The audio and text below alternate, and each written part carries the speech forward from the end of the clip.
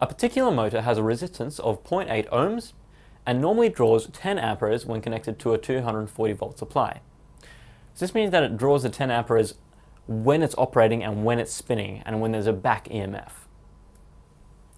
So to prevent the motor from burning out when first turned on, a starting resistance R1 is placed in series with the motor.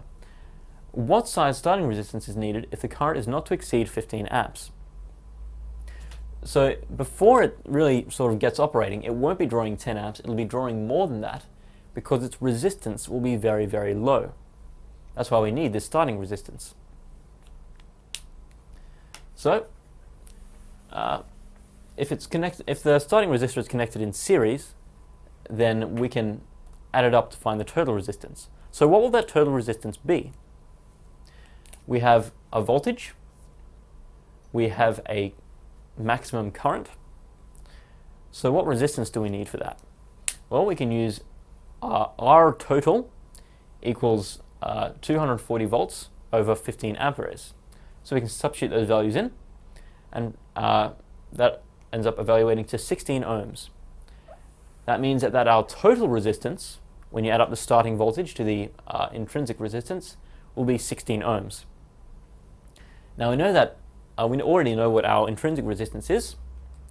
So 16 ohms equals 0.8 ohms plus the starting resistor.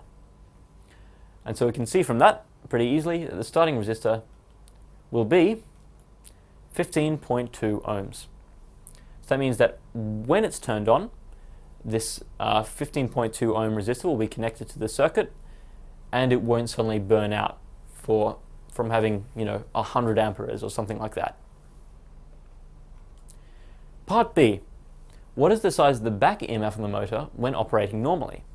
So that means that now it'll be drawing 10 amps.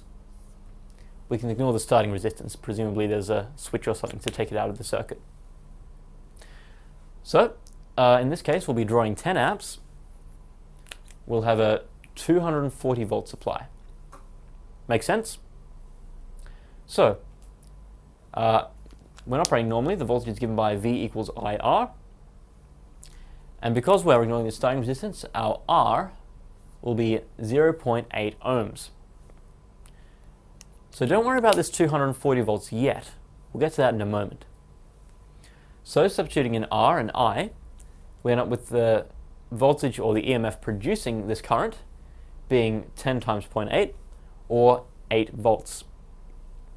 So that means that if we have a circuit with 0.8 ohms of resistance and 10 amperes of current, then it is an 8 volt circuit. So where does this 240 volts come into it? Well, most of this is actually cancelled out by the back EMF. So if 240 volts is applied from the source, then there has to be an opposing voltage, going back the other way, of 232 volts. And that is the back EMF. So the back EMF is 232 volts. It almost completely cancels out this, and it means that the final voltage is 8 volts. So the current drawn is 10 amperes.